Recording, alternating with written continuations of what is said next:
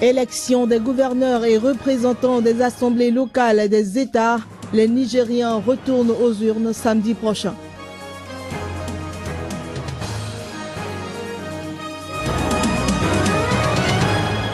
Libération jeudi en Côte d'Ivoire de Marie-Odette Lorouillon, arrêtée vendredi dernier pour trouble à l'ordre public. Cette femme, membre du FPI, retrouve donc sa liberté. La guerre se poursuit au Yémen, une situation qui risque, selon l'UNICEF, de favoriser une aggravation de la malnutrition les semaines à venir.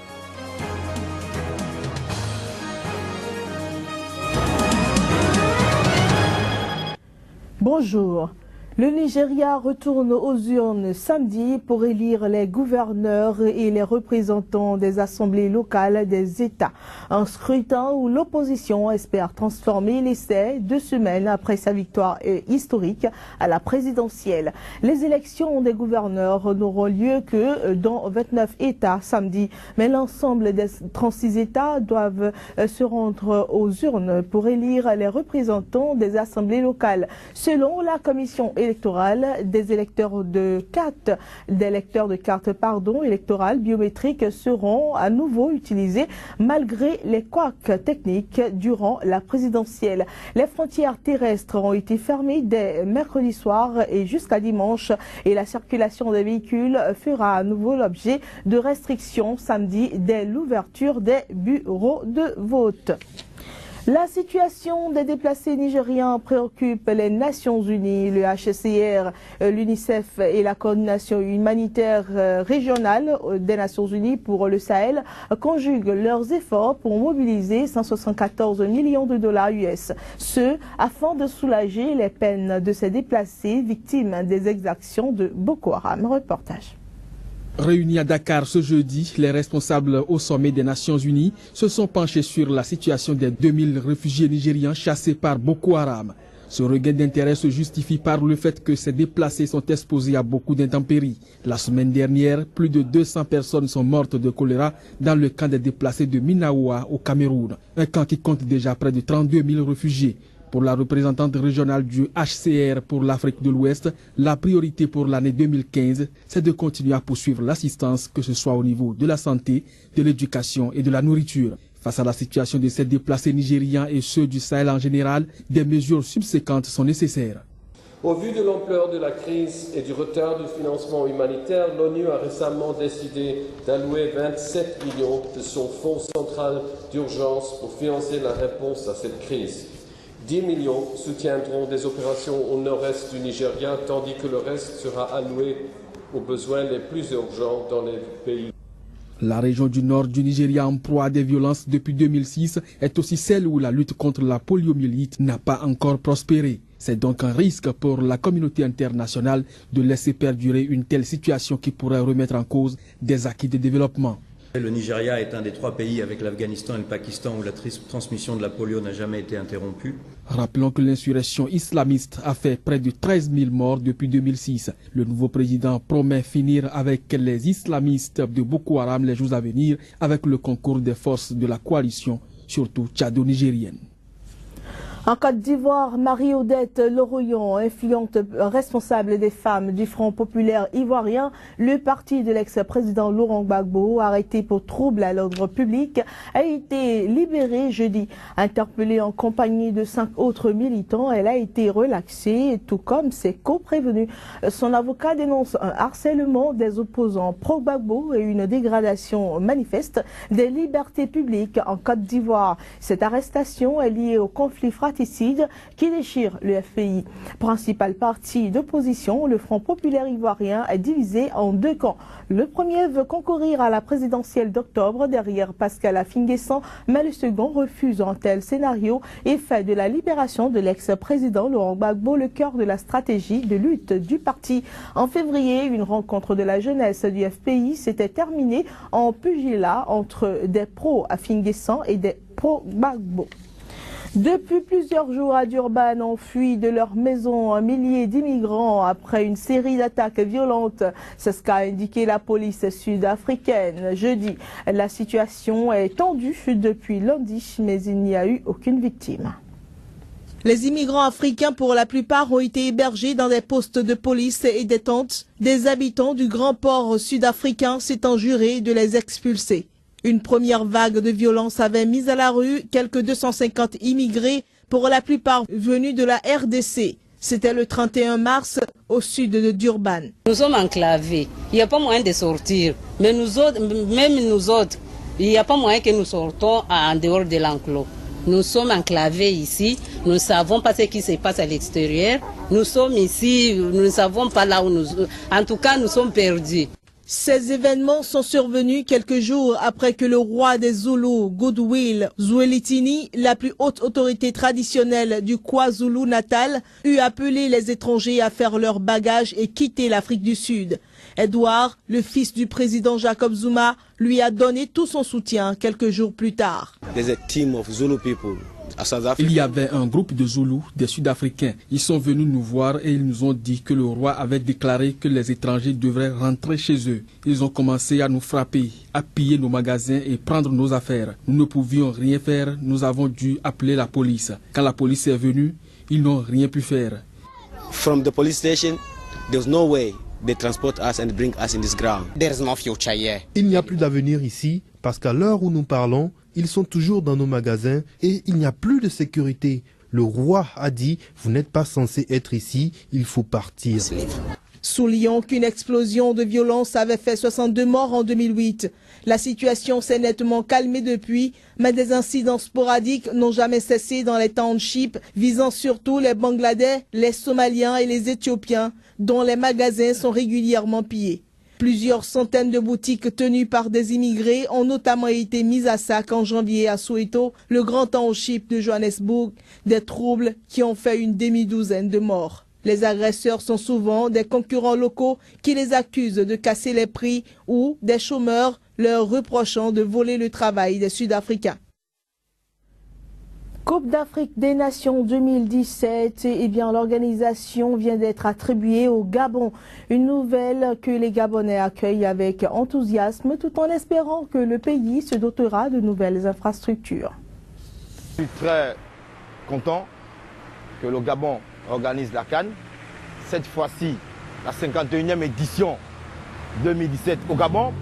Pour moi, c'est un grand honneur. Ça me ravit une fois de plus que le Gabon organise la CAN 2017 parce qu'en 2012, ça a été organisé avec la Guinée équatoriale. Mais par la suite, il faudrait que le chef de l'État essaie de revoir un peu les infrastructures et les voies d'accès et autres. C'est une bonne chose pour le pays, tant que c'est bien organisé, que c'est une réussite, que tout le monde est content. Moi, je pense que c'est une bonne chose. Ça va booster les entreprises gabonaises, ça va créer de l'emploi au Gabon. Ça va permettre au Gabon également de doter des infrastructures dans le cadre sportif. Si le Gabon se met au travail, on peut organiser la CAN même mieux que la CAN précédente.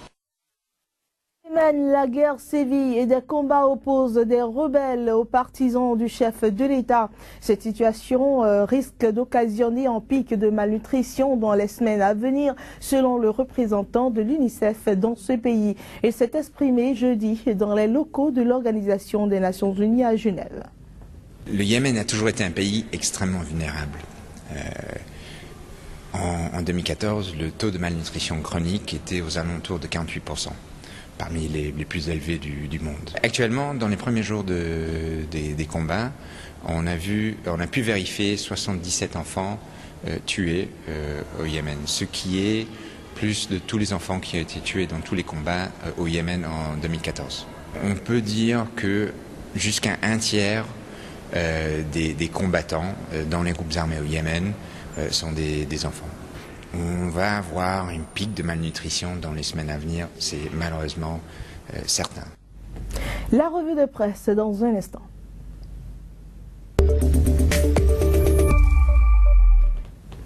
Bienvenue Joël Tonji pour la revue du jour. Bonjour à vous. Bonjour. Alors nous démarrons avec le Burkina où le nouveau code électoral continue quand même de faire couler beaucoup d'encre et de salive. Oui, les titres de ce jour en disent long et nous démarrons avec l'Observateur Palga qui parle de la réconciliation à l'épreuve de la loi 135. Fasosine croit savoir qu'après la cohabitation pacifique démarre la saison des règlements de compte. Les dernières nouvelles du Faso alertent, l'ex-majorité se retire du CNT. Notre temps confirme. Les partis de l'ex-majorité se retirent des organes de la transition. Mamadou Koné revient sur les raisons profondes de son abstention au vote. L'Express du jour pointe le général Bassolé dégaine. Dans la même veine, aujourd'hui au Faso affirme, Djibril Bassolé dit non depuis l'Arabie Saoudite au vote de la loi électorale. Le Faso, Djibril Bassolé maintient son projet de candidature. Et au Togo, la CENI était hier face aux hommes des médias. C'est dans le cadre d'une autre phase décisive de cette élection. Et oui, la bonne nouvelle, la CENI l'a apportée au peuple togolais. À Lomé nous apprend que la campagne électorale a officiellement été lancée. La CENI a donné le top départ. Togo Site revient sur la même information. Le top départ pour ce vendredi à 0h précise. Republic of Togo précise, le Togo entre en campagne du 10 au 23 avril. Et comme pour soutenir le processus, Togo Online nous apprend que les experts de l'OIF mettent à disposition de la CENI un fichier certes imparfait, perfectible, mais consensuel pour l'élection du 26 avril prochain. Registre élection toujours au Bénin, la fièvre électorale monte et focalise davantage l'attention. Oui, c'est le plat de résistance. Bien de journaux sont revenus amplement là-dessus. Le matinal nous révèle que la campagne, comme au Togo, sera officiellement lancée ce vendredi à 0h. Fraternité évoque plutôt une guéguerre entre Koslepi et le ministère des Finances et appelle à l'arbitrage de Yahi Boni pour sauver la démocratie. La Nouvelle Tribune signe les législatives à nouveau dans l'impasse. Eh bien, le potentiel croit savoir que l'auteur de l'impasse est tout trouvé. Yahi veut boucler les narines au processus électoral. L'Aurore, avec ce titre, à 12 mois du terme de son mandat, Yahi seul contre tous. Et en Côte d'Ivoire, on a assisté hier à une scène de liesse inhabituelle au sein du FPI. Oui, il y a longtemps que le FPI a retrouvé le sourire. Abidjanet nous apprend qu'une importante militante pro-Gbagbo a été libérée après 6 jours de détention. La militante, qui était-elle? Le quotidien d'Abidjan révèle son nom, Odette Larouillon, libérée pion et juste. Cela met à nu le complot d'Afi qui, une fois encore, aurait échoué, écrit le quotidien d'Abidjan. Connexion ivoirienne donne la parole aux concernés à l'heureuse du jour qui affirme ceci: nous n'avons point faibli et seule la lutte paye. Et rapidement, information au Bénin dans le cadre des prochaines élections entre le COSLEPI et le gouvernement. Le gouvernement qui dit avoir débloqué 611 millions pour donc débloquer le processus pour les cartes d'électeurs, et le COSLEPI qui dément, qui dit que c'est une goutte d'eau dans la mer. Qu'est-ce qu'on peut attendre vu que les élections sont dans quelques jours normalement? Le Bénin, on peut le dire, a habitué sa nation, et l'Afrique à la sueur froide, a fait peur, et ensuite ça se décante. C'est vrai qu'il ne faut pas prendre du plaisir à observer une situation comme celle-là, parce que si toutes les fois que des situations du genre se produisent et ça finit par se calmer, ça pourrait aussi péter. Et c'est ça qu'il faut craindre, espérer simplement que le peuple béninois parviendra à trouver vraiment la solution idoine à cette situation.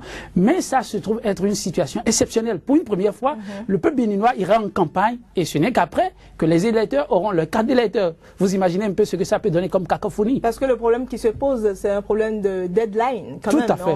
On a un délai et on ne peut pas faire, il n'y a pas de magie à faire. Il n'y a pas de magie à faire, c'est là tout le drame. Espérons simplement que le peuple béninois qui s'est fait la magie trouvera la formule pour une fois encore donner l'exemple.